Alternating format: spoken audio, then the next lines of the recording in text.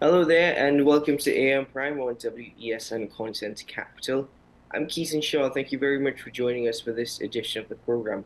How have you been dealing with the heat? It really has been a scorcher out there. In fact, we are aware of a heat warning that is in effect for Trinidad and Tobago. It was in effect since last week, Thursday, and it's due to actually end today. Now, weather patterns suggest that we may be getting some rain tomorrow, but that doesn't necessarily mean that the place is going to get cool. In fact, the meteorological services of Trinidad and Tobago have indicated that even though we may have some showers, the hot spell can actually persist. Now, if you've entered your car and you see on your dashboard 48 degrees Celsius, don't be alarmed. That's just the truth. That sitting in a sauna. So until your air conditioner is working, if it is working, you're going to be sweating for a bit. But generally, it has been incredibly hot. Even in the night, it's been rather still. Not a lot of breeze, and that just doesn't affect humans, by the way. Oftentimes, when we speak about these situations, we speak about how best can we look after ourselves, how best can we treat ourselves in the event we suffer from heat stroke. It affects humans in terms of their appetites, in terms of actually being able to, well, just do general things, get up and move. It's exhausting, it's draining. But oftentimes, in trying to look after ourselves, we tend to neglect our furry little friends. And I'm speaking about those that we call family, our little dogs that run around in our house, our cats, and even if you have birds, well, birds are affected incredibly by heat as well. So, what can you do to assist your furry loved ones? Well, I'm joined this morning by Dr. Sherelle Sammy. She's joined us on the program quite a few times before, and she's with us again to speak to us about how we can look after our pets. Good morning, Dr. Sami, and welcome back to AM Brain. Good morning. Thank you so much for having me. Well, thanks very much for joining us. So, as I mentioned, heat stroke affects humans in many ways, and I'm certain it will affect pets as well. How does the excessive heat impact upon a pet and its body and its health? So, heat stress, just so that everyone knows, is an elevation of temperature, and it doesn't just have to be outside. If you're even, like you mentioned, inside your car, your temperature is 40, and if your AC isn't working well, that can be considered a hot environment for your pet. Now, we don't have fur, and they don't have pores, where we sweat through our pores. PORES, they don't have that. So they are unable to release some of that heat even when they're in a cool environment. So when they are in a either hot, humid, an environment that does not allow their excess heat to be removed from them, this is when they approach scary temperatures of 103, 104. I've seen 106, I've seen 109. Usually when they have reached 107 to 109, we don't have good news, but heat really affects our pets in a deadly way. Um, and just straight across the board, with dogs, cats, and birds. The most common thing that we see here, especially during the hot season or dry season, is heat stress in dogs. Oh, Dr. Sami, you said it affects our pets in a deadly way. So that in itself is rather scary. But for clarification, I'm glad that you mentioned that animals don't necessarily have pores, P-O-R-E-S, that they can release that excessive heat from. Exactly how do our pets sweat or release that excess heat? So panting. So you see, when you see your dog, well, you see it more in dogs than any other species. Panting is the way that they get rid of this heat. So I'll just kind of mention all these signs that you will see in a dog with heat stress is excessive panting, elevated breathing rate or respiratory rates, dry or sticky gums, abnormal color, bruising, sometimes bruising on the gums, um, lethargic or disoriented. Sometimes you kind of see them swaying or just unable to really walk in a straight line. The, the worst that I've seen is seizures, but they can also have mild symptoms of vomiting and diarrhea. You kind of have to piece together what could be the reason when you're in the mild stage of things. So vomiting and diarrhea covers so many things that you neglect or you forget to think about heat stress in your dog. Hmm. So you don't act quickly. What are the first signs or symptoms that you should look out for though, before it persists and it gets to the more worse symptoms? So the early signs, you have panting, but it can progress to distress or noisy breathing as it worsens. You get restlessness, agitation, pacing, seeking shade or water, drooling, increased heart rate. So one of the things I want us to be aware of immediately is it cool enough where my pet is? Mhm. And if it is, like if you're in AC, then you move to other things.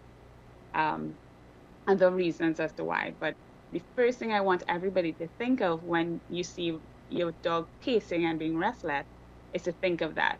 If it's happening in the night where it's cool, it's most likely not heat stress. But if it's in a hot room in the night, then I want you to think of it. Mm.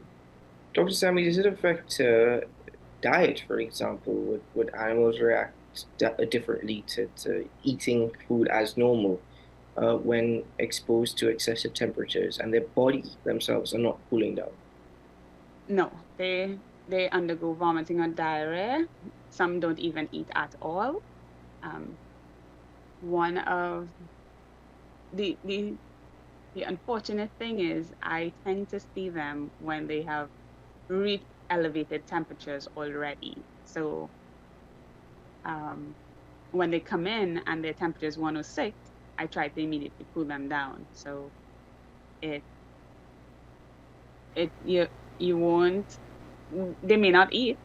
That's for one, they may not eat at all if they're undergoing heat stress because they're trying to cool themselves down.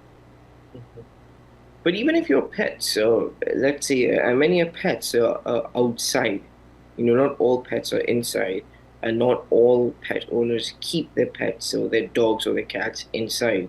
They're outside.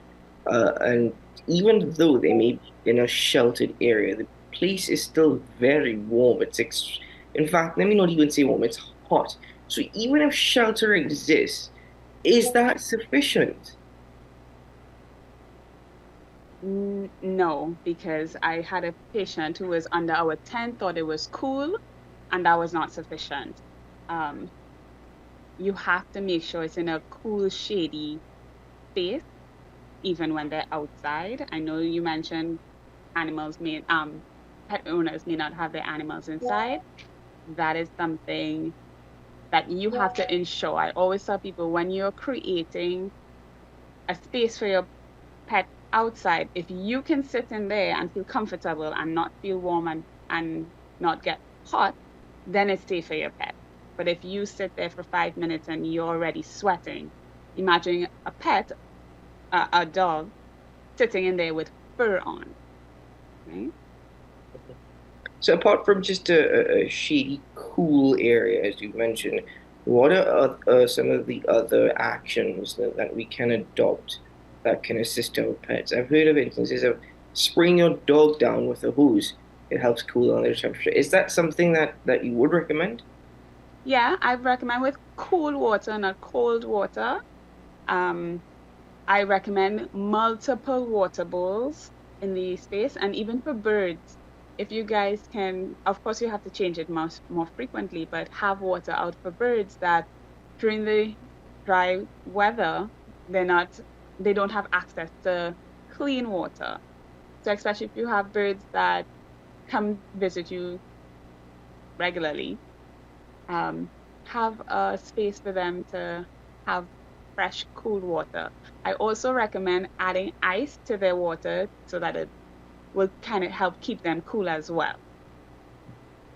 Now, those are preventative measures. If it gets to a stage where there is excessive heat, what are the first steps that a pet owner should undertake? So one of the things while you are making your way to a vet is to place cold water on their head, under their arms, on their paws, not cold water, but cool water. Try not to get a towel, a wet towel, and put on them because it tends to lose that coolness very quickly and then becomes warm and trap the heat there. So those are things I want you to do in the event of a pet having heat stress while you're making your way to the vet, because we can help support, provide oxygen, um, do all the things that you may not be able to do, but definitely cooling down your pet on those areas where especially it doesn't have fur, like even the stomach, can help get your pet cooler. And I would say move them from that space immediately. So if your pet seems to be having heat stress outside, bring it um in while you're making your way to me in the car with AC on um while you're on to me. Now if you catch them at the early stages, you may be able to just bring them into a cool space. So if you just see the pacing and then you realize, okay, it's warm, bring them inside, put on the AC, put on a fan, allow them, offer them cold water to drink. That is some of the things you can do at the early stages. Late stages, you have to make your way to a. Mhm. So it is advisable that you make your way to the vet as you just mentioned. But the thing is, some pet owners again may not fully be aware or understand as to exactly, hold on, this is no longer minor symptoms. These are major symptoms. And I know that you went through the symptoms earlier, but again, is there one symptom in particular that once you see happening that, hold on, no, no, this is now at a point where I need to seek medical attention for my pet?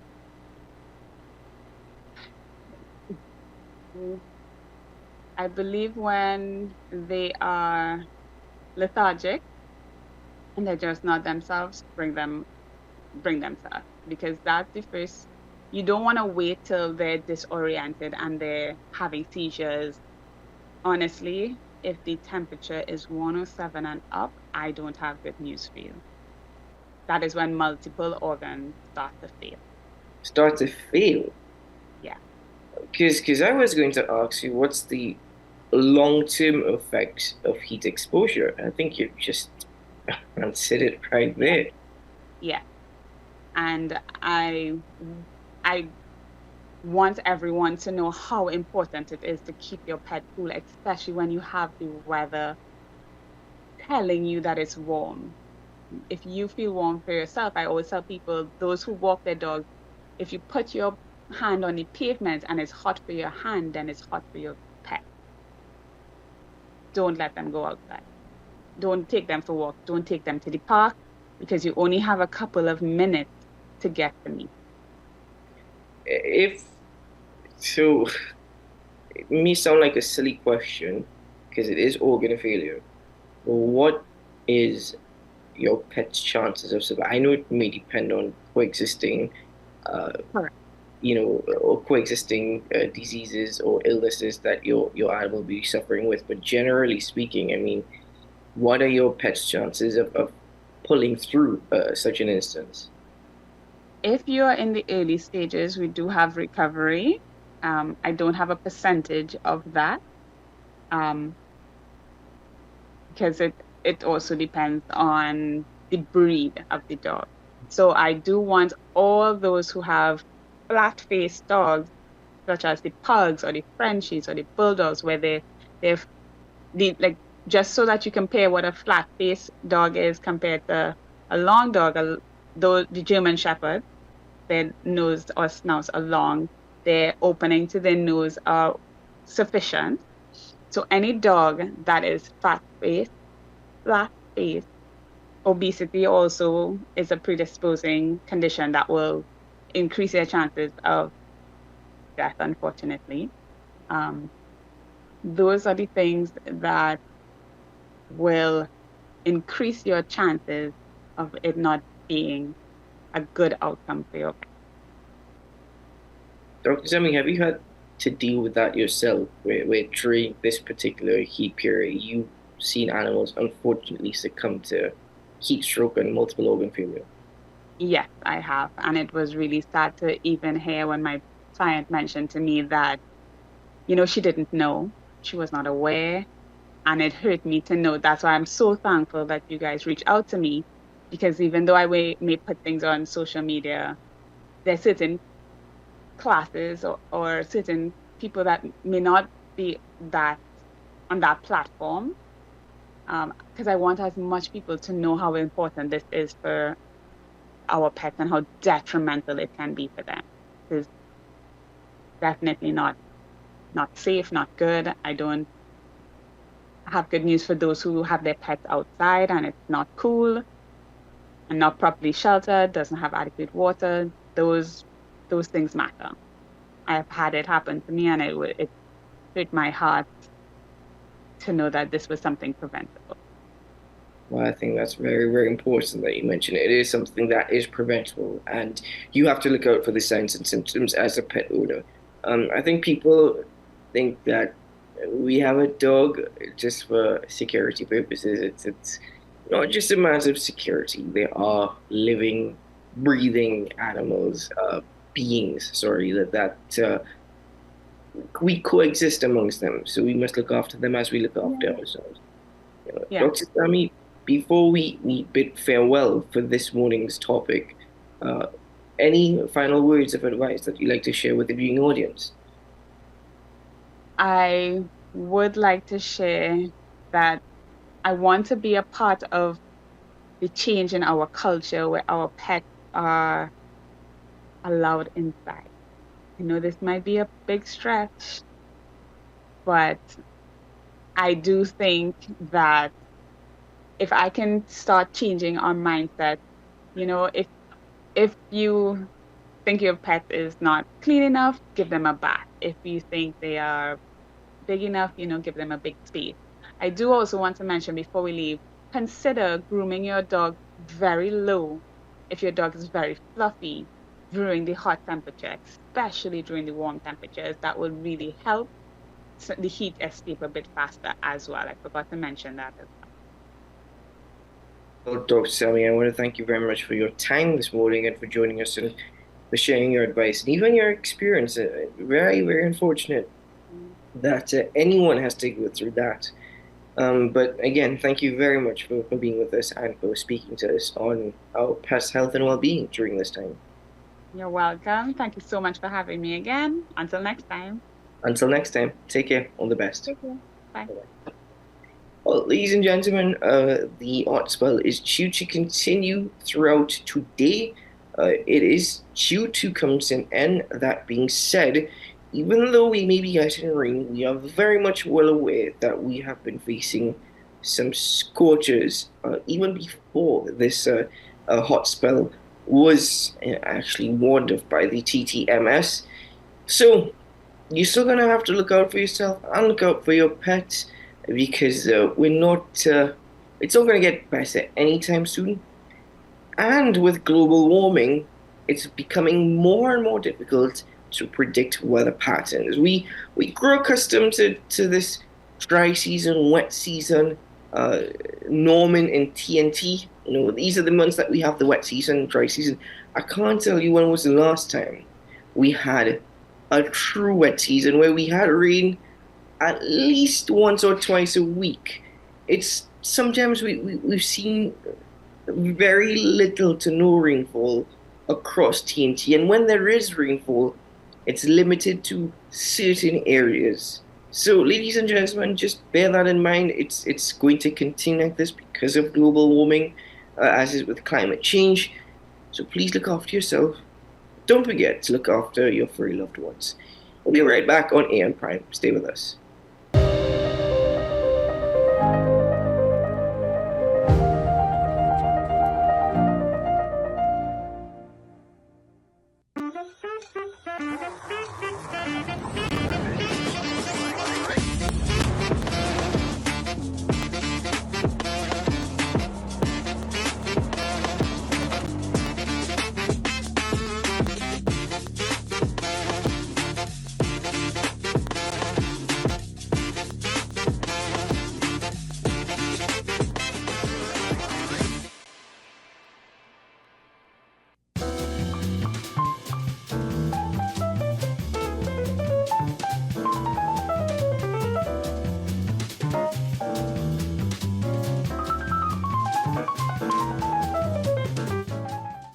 Transform your home with PCU Plus.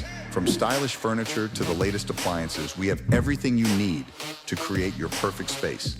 At PCU Plus, we offer fair prices and affordable financing options that are cheaper than hire purchase agreements. With convenient locations in San Fernando, Tobago, Arima, and our lifestyle showroom in Barataria, you're never far from the best deals. Visit PCU Plus today and discover why we're the top choice for quality furniture and appliances. PCU Plus, quality you trust, prices you'll love. Visit one of our locations or find us online to start transforming your home today.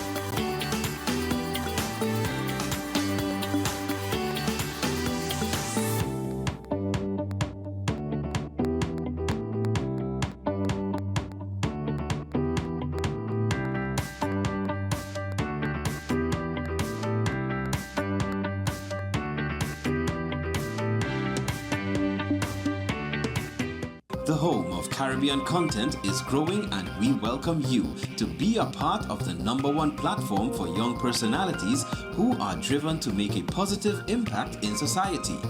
As we continue to reach every corner of Trinidad and Tobago through our daily broadcasts, our social media pages, or through our 75+ digital billboards across the nation, contact us to learn about our competitive rates via marketing at wesncc.com or call us at 628-5835.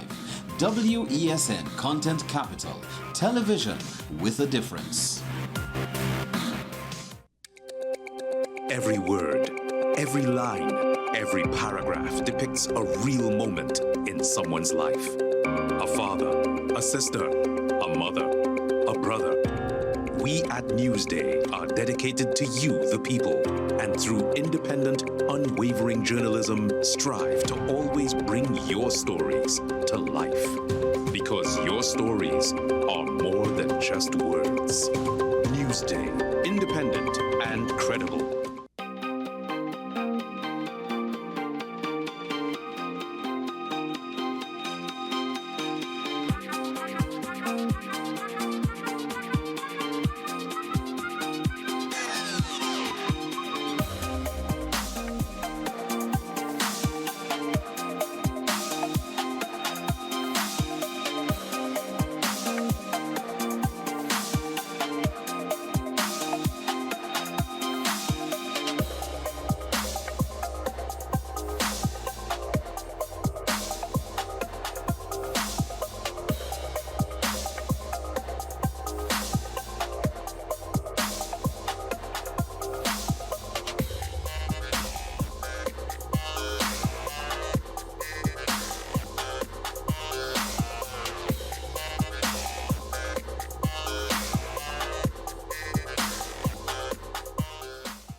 This is 10 Questions. I'm Andy Johnson. The distance from where we should be in the world in going forward on our commitments with climate change. The effects of climate change that cannot be accounted for, it's called loss and damage. And we're seeing loss and damage happening so much more in this decade and the previous decade. The principal term there was this question of the correspondent banking issues. That is why we're trying to build capacity with this country here, Trinidad and Tobago, and other countries in the region. Man is not showing any signs of stopping or even slowing down. More than half of the forest in Trinidad is already gone. All the plants and all the animals and all of the nice clean water and fresh air and everything had to be on this planet for humanity to have a chance. We have small change when it comes to countries that can take decisions, and when they speak, the world listens. The General Assembly is a very democratic forum. And Trinidad and Tobago has the same vote as Canada, in spite of the obvious difference in size.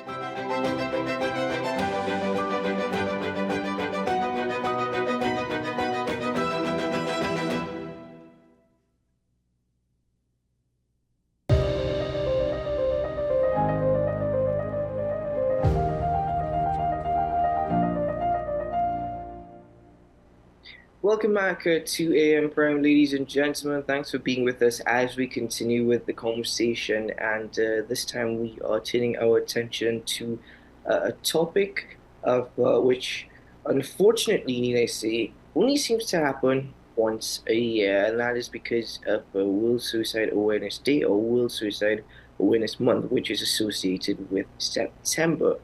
Did you know that in Trinidad, in 2023, we saw over 150 reported cases of suicide? And I like to stress on that word reported. In fact, that was the highest since 2004. In 2024, thus far, trends suggest that we're not going to reach that figure. In fact, it suggests that we are going to experience the lowest suicide rate in about 20 years. But again, coming back to that point, reported cases or reported instances, it's something that goes unnoticed many times, and it's a conversation that is very difficult for many to have because of a stigma associated with suicide, whether it be because people still are not fully understanding or accepting of mental health issues that exist within society, or even in instances when it comes to religion. There is a notion that if you take your own life, well, you're not going to enter the gates of heaven. Yeah, no, that really exists in 2024. That still is very much a part of the conversation. But there are efforts to try and bring about a sense of awareness to try and ignite that conversation. And one of the individuals who are doing such is Miss Emily Anna Bacon. She's a mental health advocate and the founder of Speak Your Mind Project. And she joins us this morning on AM Prime. Hello, Miss Bacon, and welcome to the program. Hello and good morning. Good morning, and thank you so much for having me. I am truly appreciative of being here to talk about the topic of, well, it's really World Suicide Prevention Day that had went on the 10th of September, and it's also World Suicide Prevention Month. So I'm very happy to have this discussion here this morning. Well, thank you very much indeed. And before we continue, I mentioned that you're a mental health advocate and founder of Speak Your Mind Project. And to add to that, you are a National Youth Award winner. And congratulations on that. We saw you on Friday night walking. Lovely outfit, by the way. So much. Thank you. Thank you so much. I really appreciate it.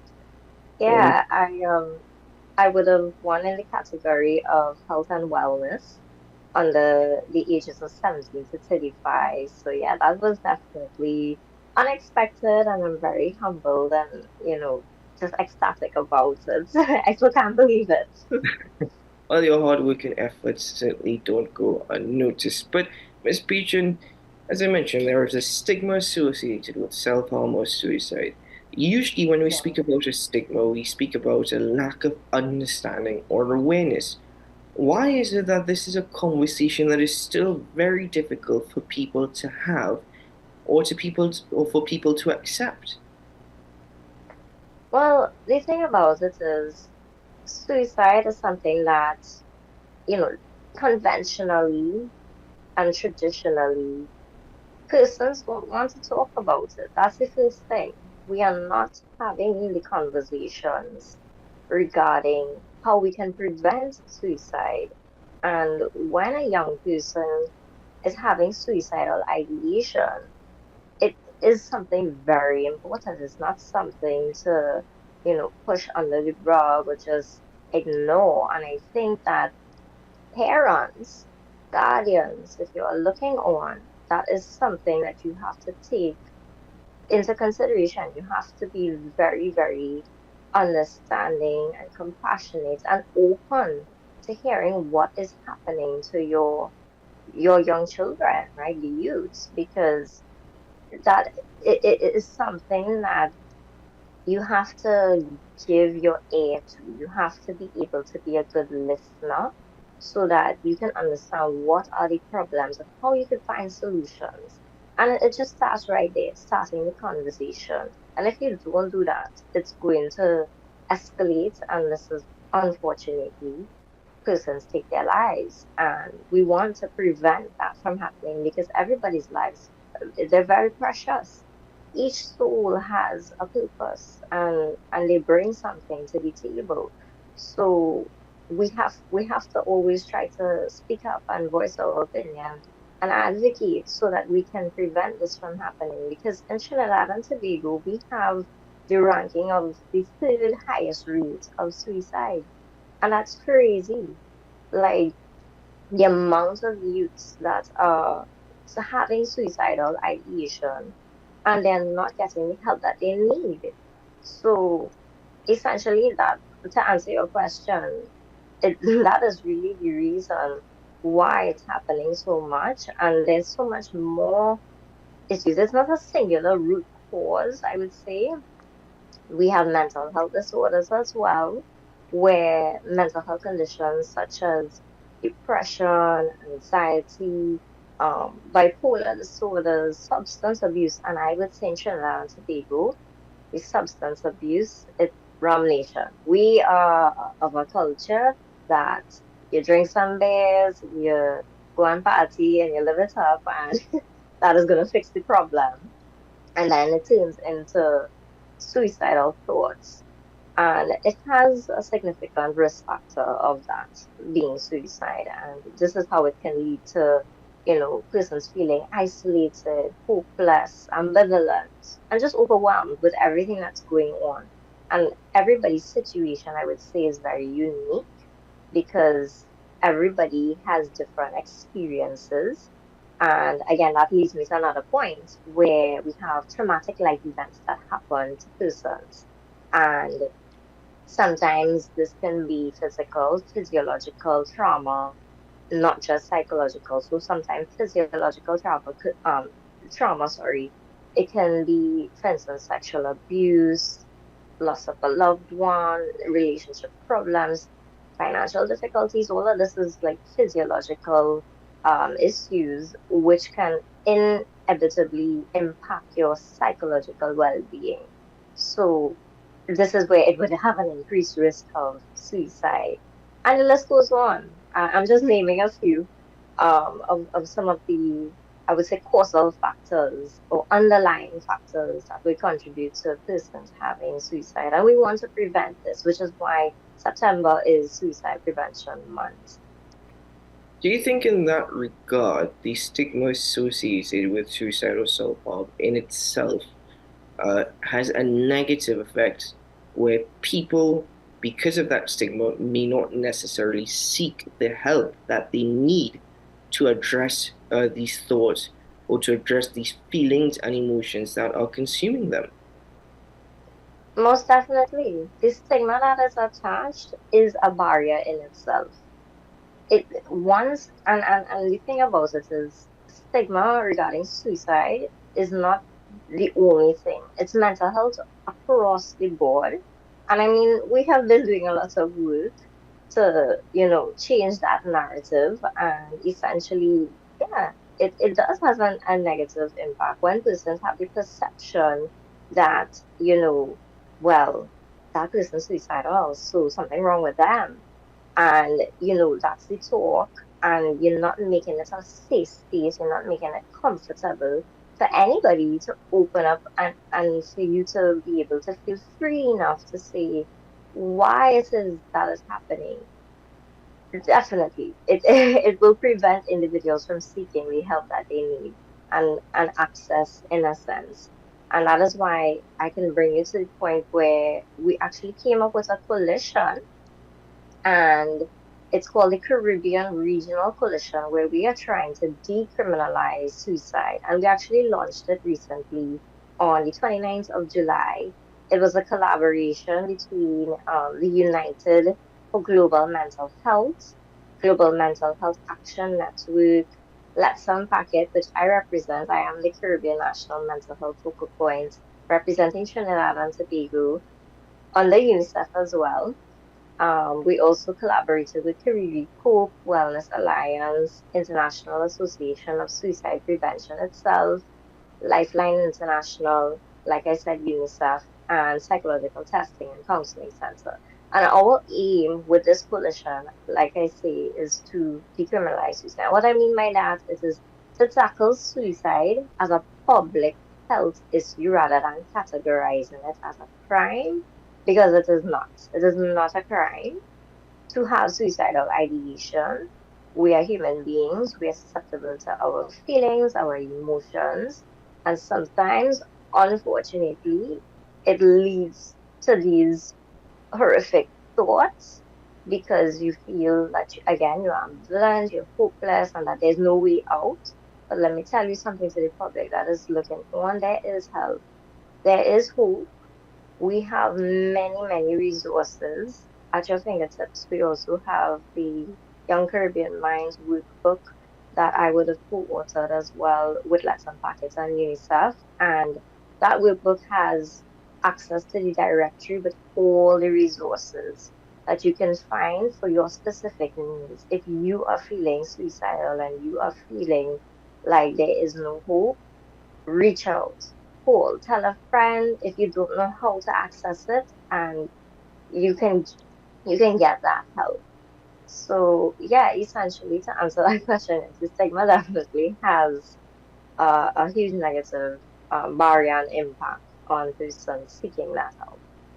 Well, in that respect, the efforts to decriminalize suicide, uh, currently the position that suicide is something that is a crime, that is illegal. Yeah. Again, does that prove to be another barrier? And surely it adds to the stigma. I understand that, but in respect to the barrier itself that you've spoken of previously, is that an additional barrier to having this conversation? Most definitely, it is. It is. And that is why we are trying to push to decriminalize it, because we've noticed that the fact that it is currently and seen as a crime, and we sort of put persons in a bracket or a category in a pool if they are suicidal, or if persons who have committed suicide in the past, and let's say they had friends, family, obviously everybody has relations, it would have impacted them. And we want that families understand that in order to prevent this, we have to decriminalize it as well, because it's not going to work where, okay, it is illegal in Trinidad and then persons feel free to go because to access the help, because it is essentially the barrier that is between that is that, okay, if I go and I find out about the access to get help for my daughter or my son, that confidentiality is going to be broken and we're going to get locked up, right? Because my son or my daughter is having so and so issues and having that suicidal ideation and stuff like that. So in a sense, yeah, that is why we want to decriminalize it, and we are really pushing this coalition so that we can see some change, and so that persons, again, we can prevent it from happening, because we don't want to have X amount of statistics showing up again. We want to have a decrease in that, because the amount of statistics that go unnoticed as well, that is not recorded, it would be sad if we had accurate statistics to actually see what the real suicide rate looks like. There's a lot of things that are not recorded as well. So most definitely, it is a barrier that it is very much illegal in Trinidad. Are preventative measures that you keep speaking about, is that something that needs to be country specific? We often speak about one size doesn't fit all, and you mentioned it yourself. As human beings, all of us feel different emotions. We may not be able to approach these things as someone who we know who is also suffering from these thoughts. They're able to, it could be case specific, sorry. Does that also suggest that the approach to preventing this from happening needs to also be country specific? Correct, correct. It has to be tailored according to our cultural and societal um, beliefs and everything and norms, I would say, because every person individually, we are unique as people, but also when you look at it on a scale of Trinidad and Tobago, yes, we have to definitely tailor this based on the behaviors, the traits, and everything that if you go to a psychologist, they would look at the DSM-5, which is called the Diagnostic Statistical Manual by the American Association of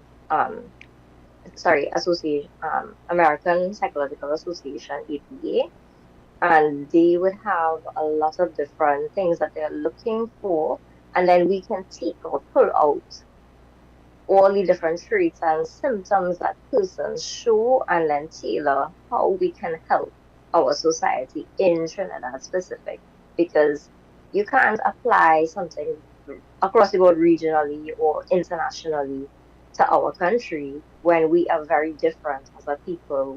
We have so many different things that make us up to be a Trinidadian. So yeah, essentially that, if that answers the question.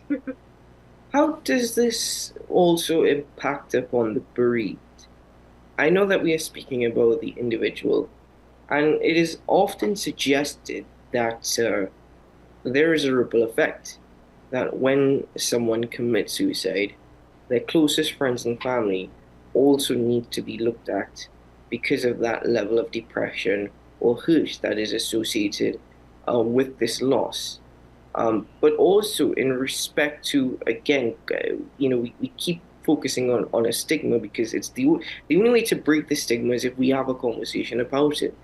How does it also affect the bereaved? Whether you speak about suicide still being a criminal act or this conversation that we're having, many people themselves can't necessarily digest it. So, in that regard, if we were to focus on the bereaved, what are the effects that this has on them?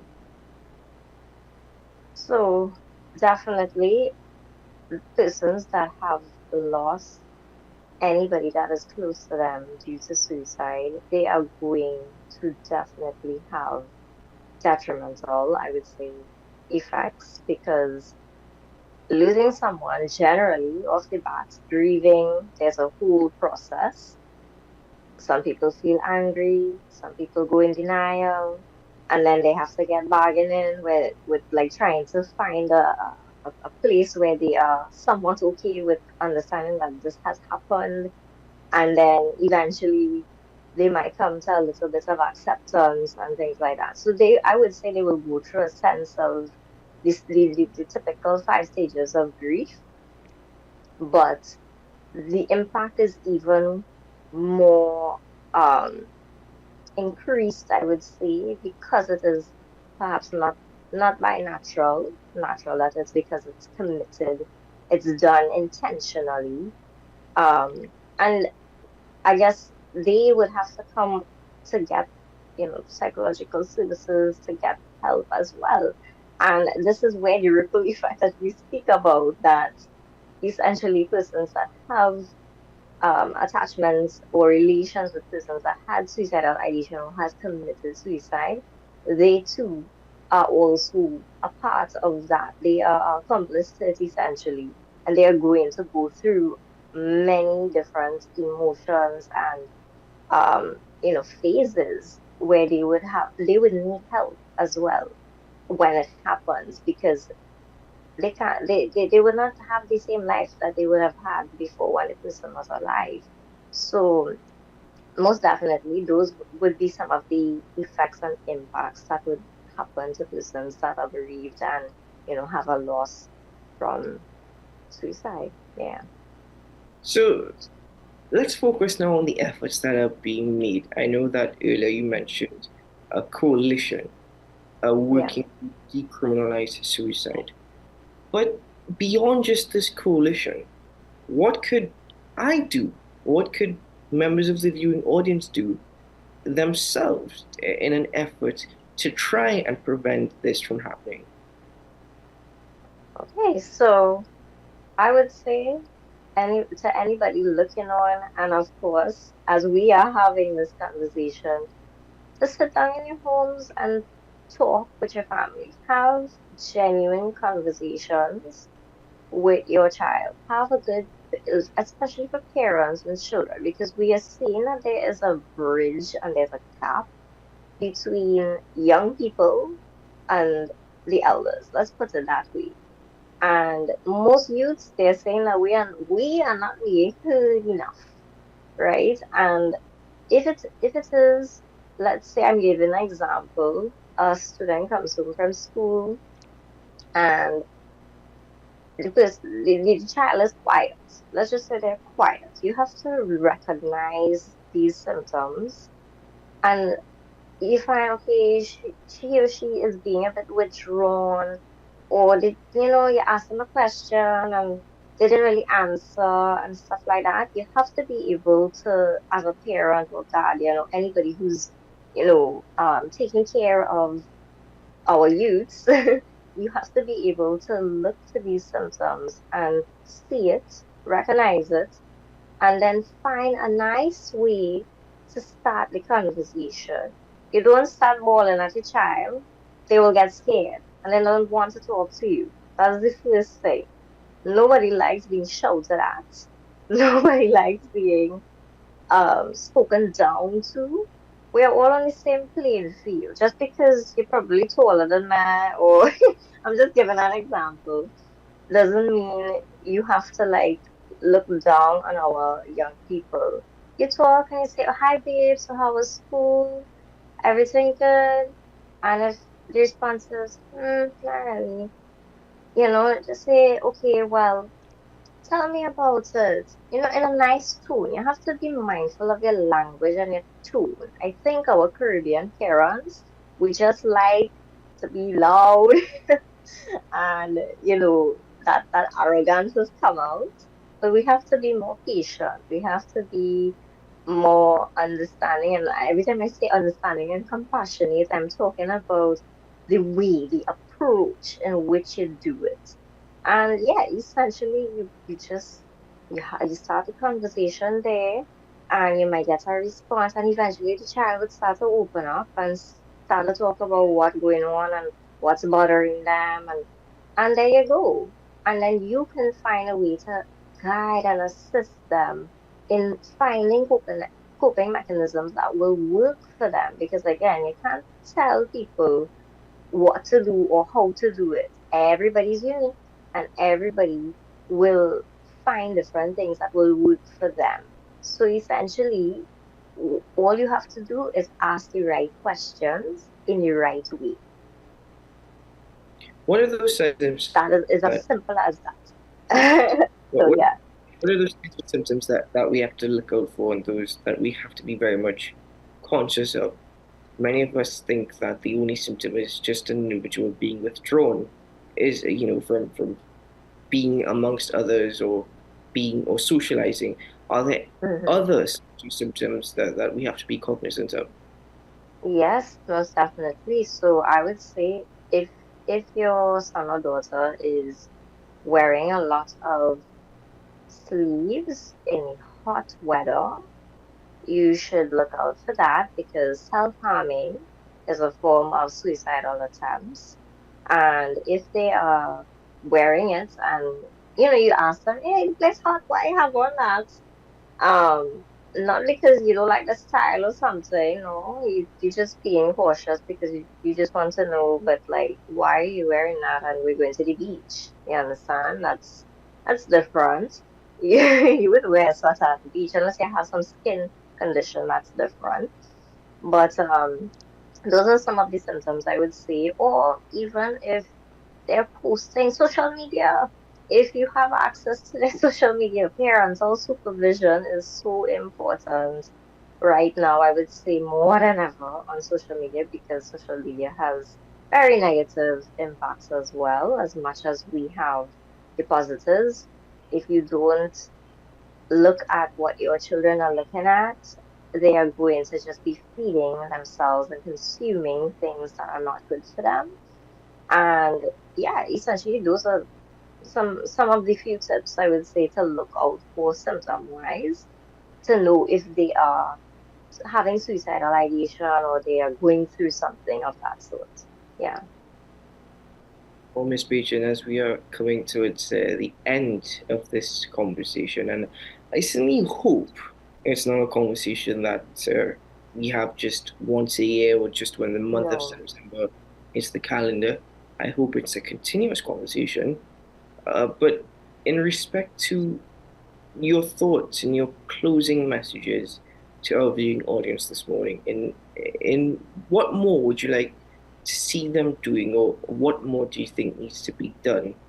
How do we now try and resolve this going forward, rather than just an interview once a year? Honestly, I would say communication is key and collaboration. Right now, what I would say that I am doing, I love collaboration. I think that brings unity and that brings a sense of hope that we have a lot of like-minded people that want the same thing. And just being a part of the Caribbean Regional Coalition that we launched, and just understanding that I have a voice as well, just like everybody else, and I want to continue to speak up and not be afraid. And I want to encourage those who feel that they're unheard to speak up. And it's okay, like let your voice be heard. And let's change this narrative, because if we don't communicate about it and we don't start the conversation, nothing will ever change. And I truly believe that if I could change one mind, I've done something.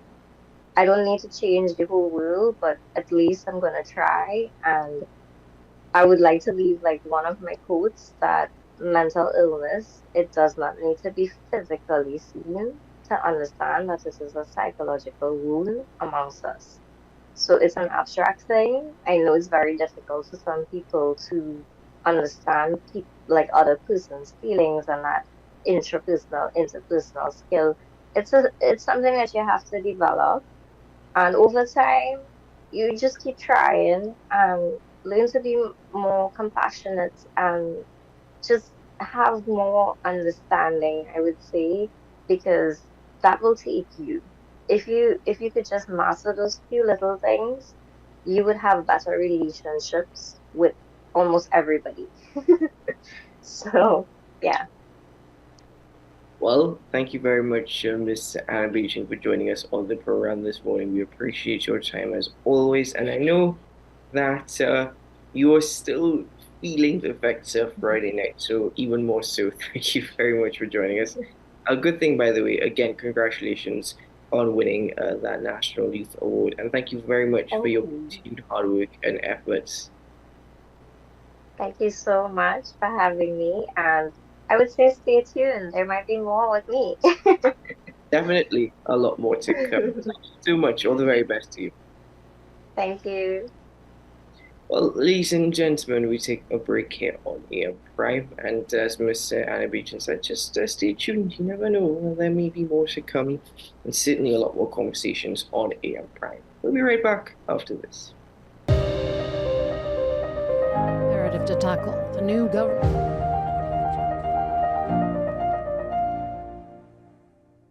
This is Face of Sports, WESN Content Capital. How you felt about the kiss on the lip? That's the business. I'm nothing to do with that. I find that was distasteful. The national senior team, whether you like it or not, that is the model for all other teams to follow. I'm assuming that the regional requirement may be a much stricter requirement. This is not about Pro League and Super League. This is a league run by the Normalization Committee that I'm responsible for.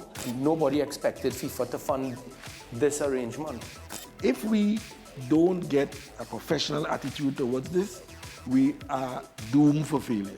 You break the balance, trip the leg, control the body.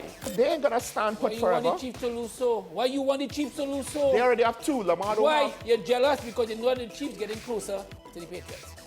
Let's go to the last part. No, of the not no. Let's go to the last part.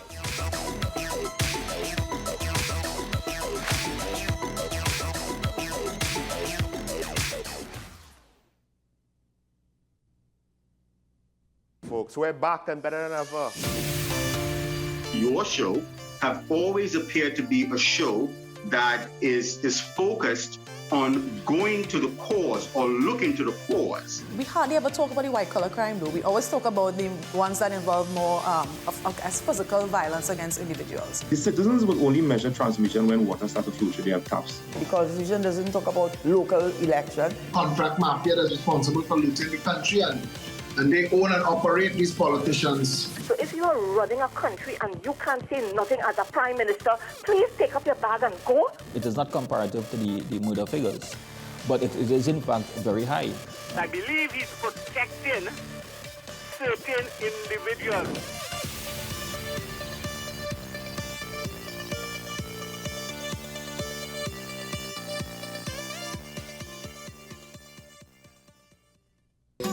Take some time for yourself or spend some time with the family at Sandy Point Village Hotel. Enjoy our various studio and suite apartments, self-contained with their own kitchenettes and Wi-Fi. We also have our famous 100-foot swimming pool and our beachfront restaurant, The Steak and Lobster Grill. And our location in Crown Point puts us near the center of activity from the nylon pool to the local nightlife. Call us and make your reservations at 639-8533, 389-2378 or email us at sandypointvillagehotel@gmail.com. Join me, Dr. Nalini Kokram, on What's Up Doc, where we discuss all your burning questions concerning health. Trinidad and Tobago is among one of the highest risk group of patients that develop this form of genetic breast cancer. What I'd like to take home from a short interview like this, screening. You must screen. Because it's silent. It's silent. Yeah. And because it's silent, you don't know it's there.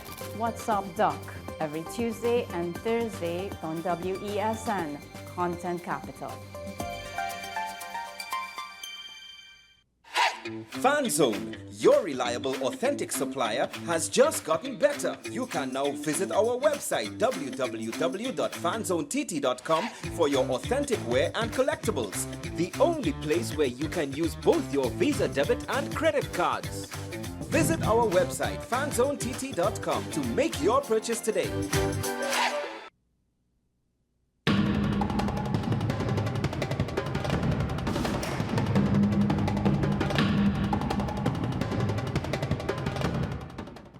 Pastor J, I want to get a tattoo. You really respond wanna- to me. Respond to me. How you would respond to me? The first question I'll ask is why. Controversial taboo topics. We get so consumed by church, we forget that we have to live the life of being a Christian outside of the Sunday. Like you say, services. we think going to a service makes us a Christian. Exactly. Yeah. Right. So we are about to hear the second time Pastor J wanted to take a tattoo. Would have been late last year and early this year. Oh gosh. Hope Unfiltered podcast with Pastor J and Ren. You are watching Strictly Legal on WESN Content Capital. Just give an overview of what exactly is that split arrangement. Nah, you don't need to register nothing. We can do that another time. But then it becomes a hit, and then everybody starts to want to claim. The laws that predate many of the independent countries' constitutions are going to be those colonial laws. We know there are an infinite amount of circumstances that would lead to a murder. I have a great idea and I have a great concept, but until it's actually expressed, it does not become intellectual property. Accomplishments or targets of a forensic accountant is to quantify what may have been lost. We believe we defend criminals and we manipulated the law and we exploiting the system. A responsible journalist will reach out to the person who they have the information on for a comment.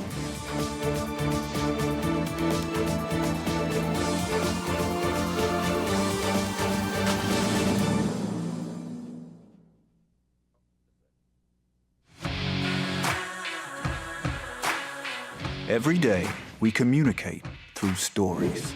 Stories of ourselves, our challenges, our goals, our experiences, and our aspirations.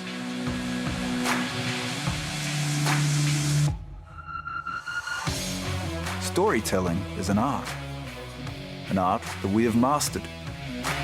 WESN Film Studios comprises a collaborative team of experts with extensive industry experience locally, regionally, and internationally.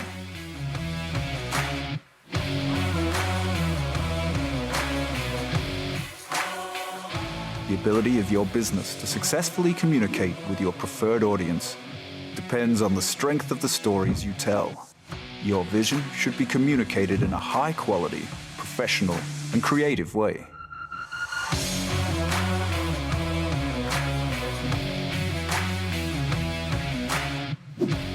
From concept to post-production, advertising to film, multi-camera productions, live events, streaming, and virtual conferencing, we are WESN Film Studio.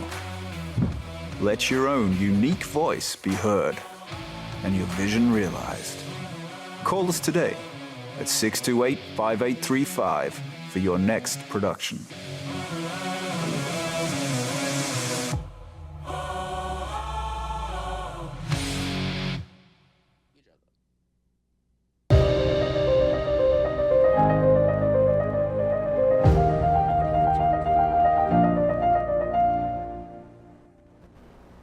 Welcome back to AM Prime, ladies and gentlemen. Thanks for being with us as we continue with this morning's edition of the program. Now, my final conversation focuses on a pageant. Where have you heard of it before? It's Mrs. World Trinidad and Tobago, and it's been around actually for a number of years. In fact, the Mrs. World TNT representative will be selected on September 29th at Carnival City in San Fernando. I wonder if that's changed though. In fact, yes, that's changed. It has changed. So we joined this morning by the director of Mrs. World TNT, Mrs. Janine Ramlochan. Good morning, Mr. Ramlochan, and welcome. Good morning, and how you doing? I'm doing well. How are you doing? I see you got your good. This morning.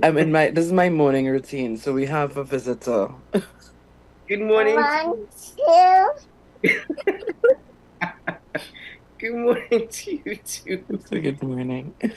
Hello. Hello, Mrs. Ramlochan. As you mentioned, it's changed. The date has changed. No, the date is the same. The date is the 29th, but location has changed. Oh, okay. Where is it now taking place? It's at Cascadia Hotel and Conference Center. Oh, okay. So we've heard of a number of pageants in Trinidad. Mrs. World might not be familiar to many people watching. Okay. So Mrs. World has been around since 1984, but Mrs. World TT has only been around since before the pandemic. So this is actually the third time that there's a representative representing Trinidad and Tobago at this particular pageant. The thing about it is Mrs. World is the oldest pageant for married women and mothers to take part in. And obviously recently pageants have gotten back its relevance in Trinidad, where you're seeing pageants all over the place.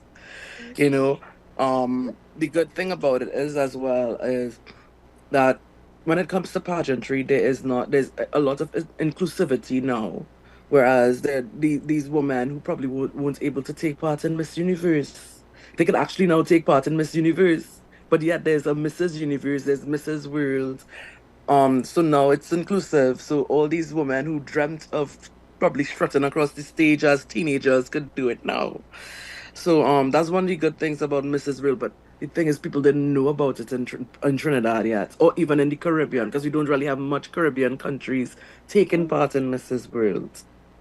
So, and this is a bigger competition that is hosted abroad, a bigger pageant. Yeah, and the representative from Trinidad represents us in Las Vegas in the international round of the competition. Again, hug up, sorry. That's fine. This is actually really good. It's a bit of a twisted interview, not like this. It's early morning. So when it's early morning, this is what happens. That's okay. In fact, I'll be honest with you, I'm a bit jealous in terms of the level of energy. I wish I had that level of energy early on in the morning. Mrs. Ramlochan, why are pageants like this very important though? Why are we still celebrating these pageants? It's more than just pageants anymore. It's more like confidence. You know what I mean? There are a lot of women that at a certain age, they have lost a bit of their confidence level. So a lot of people look at pageants as just pageants, but it isn't like that to women anymore. It isn't like that, period. These women, they just want to build their confidence. And it's a lot to do with that compared to just it being a pageant. You know, let's put it this way: there are a lot of people that look at it and be like, "Why are we doing this? Right? This is demeaning. Why do they strut across the stage for people to look?" It's not even that anymore. Especially with pageants for married women, it's definitely not like that. They always say that life continues after marriage, and that's basically what it's about for Mrs. World.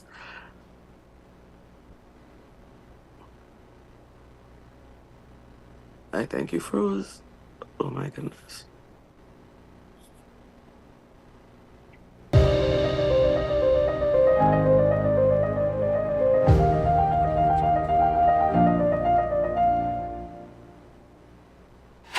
FanZone, your reliable, authentic supplier, has just gotten better. You can now visit our website www.fanzonett.com for your authentic wear and collectibles. The only place where you can use both your Visa debit and credit cards. Visit our website fanzonett.com to make your purchase today.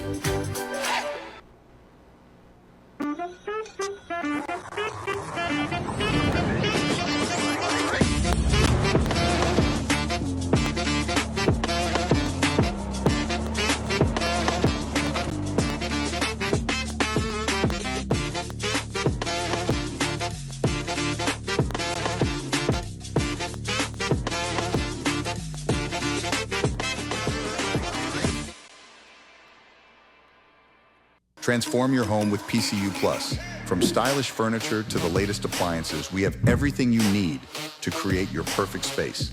At PCU Plus, we offer fair prices and affordable financing options that are cheaper than hire purchase agreements.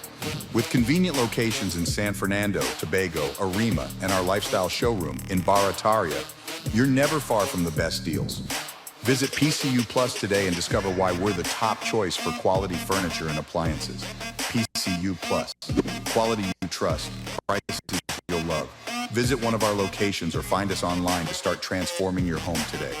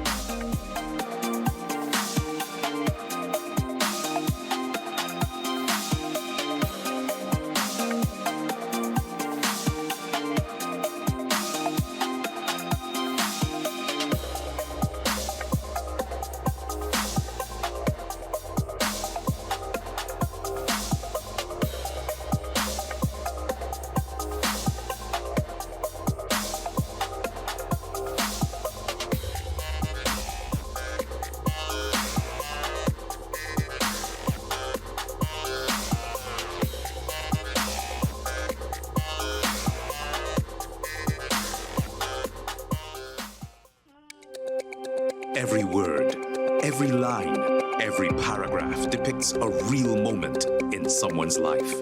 A father, a sister, a mother, a brother.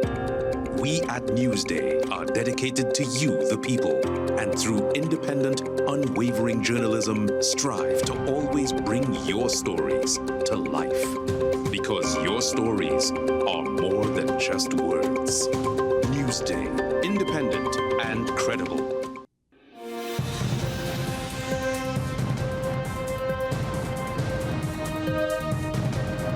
7 is out, all day is in. WESN News on the hour. Take some time for yourself or spend some time with the family at Sandy Point Village Hotel.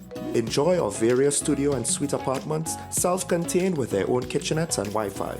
We also have our famous 100-foot swimming pool and our beachfront restaurant, the Steak and Lobster Grill. And our location in Crown Point puts us near the center of activity from the nylon pool to the local nightlife. Call us and make your reservations at 639-8533, 389-2378, or email us at sandypointvillagehotel@gmail.com. You are watching Strictly Legal on WESN Content Capital. Just give an overview of what exactly is that split arrangement. Nah, you don't need to register nothing. You don't need, we can do that another time. But then it becomes a hit, and then everybody starts to want to claim.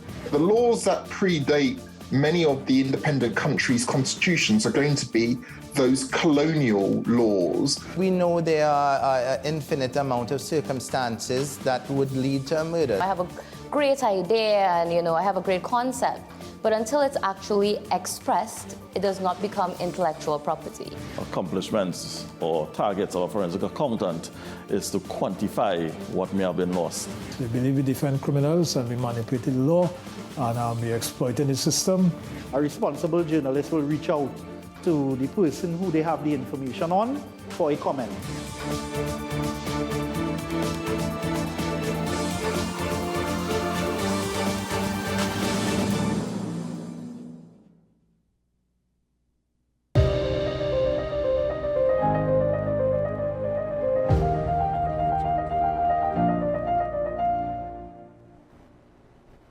Welcome back to AM Prime, ladies and gentlemen. We apologize for what just happened.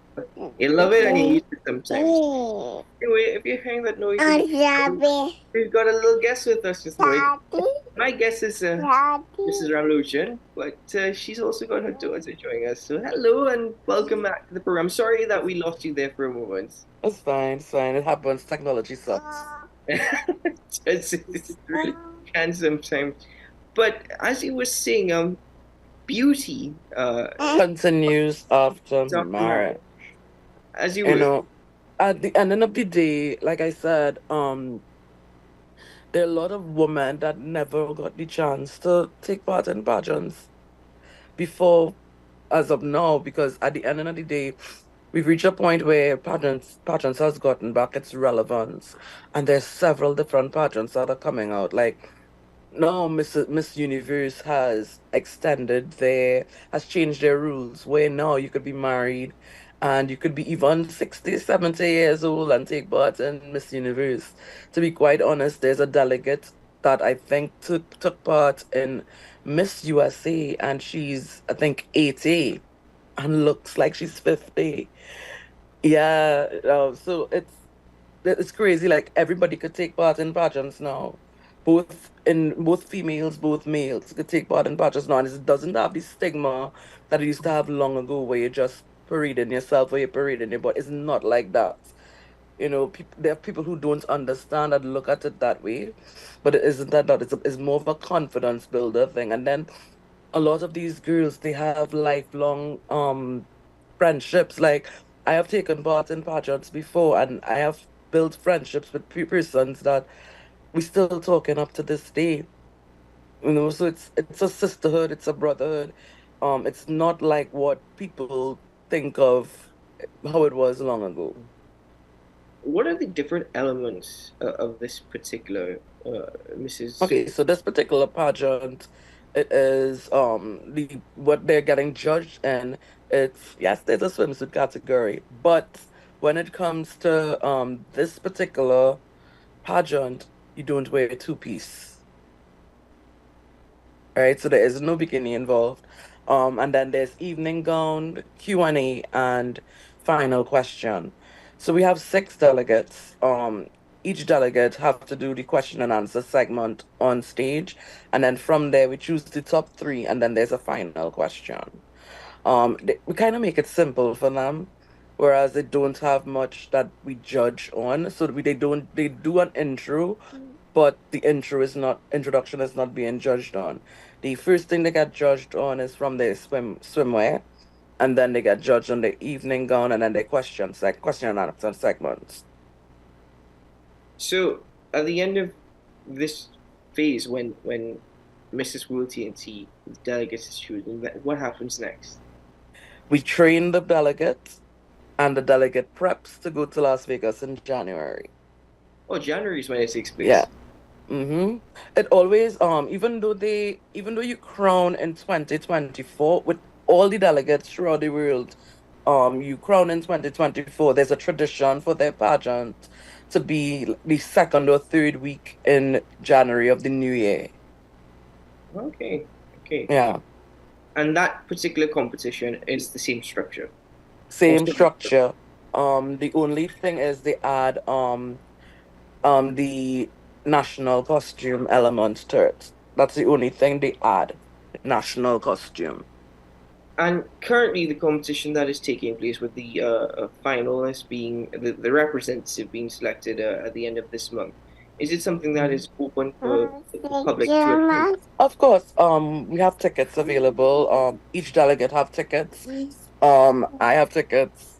And we try to keep it to like the delegates having tickets, because sometimes you send the tickets out to locations, and locations will sell the tickets, so you end up getting back tickets. So if you need to get tickets, it's very simple. You could follow us on Instagram at Mrs. World TT, or you could send me a DM at send me a WhatsApp at 788-5301.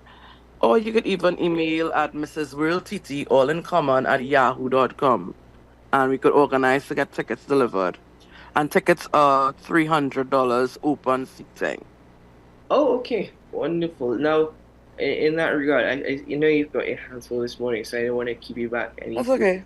All the information we can also get online, inclusive of the delegates who are taking part in the competition. Correct. We have 6 delegates, each representing the various areas. The furthest being Mrs. Williamsville, Deep South. We have Miss Dabady. We have Mrs. Dabady. We have Mrs. Diggle Martin, Mrs. Belmont, Mrs. Sangre Grande. We have Mrs. Chagonas. Okay, wow, that's incredible. So they go as far as Deep South. Yes, well, Mrs. Revolution, thank you very much for joining us on the program this morning, and all You're the welcome. best to the contestants. I will let them know. Unfortunately, they couldn't all be here today. We actually prepping, so we kind of hold back on some of the interviews. So I basically representing for all of them this week. So thank you for having me. Thank you very much for joining us, and thank you very much for our other guests for bringing some life and energy with us this morning. I don't know how you'll do this in the morning. We're still trying to get accustomed to it. So, okay, no problem. Thank you very much. All the very best. You too. Bye-bye. Bye-bye. Ladies and gentlemen, for more information, you can visit the Mrs. World TNT social media pages. If you are interested in getting tickets, they are still available, and it's open seating. It takes place 29th of September at the Cascadia Hotel and Conference Center. Ladies and gentlemen, that's it for the program. I'm seeing notifications popping up that we're going to get some rain today. Fingers crossed. I'm never too sure what to believe. I'm seeing some rain today. I'm seeing some rain expected tomorrow. Whatever it is, it's hot. We're grateful for the sun and all that it gives to us, inclusive of some vitamin D. That's necessary, but boy, oh boy, it is a scorcher. So take care of yourself, take care of your pets, and take care of your loved ones. And ladies and gentlemen, I'm Keaton Shaw. I remind you, today is a good day to have a good day. We'll see you again very soon. Bye-bye.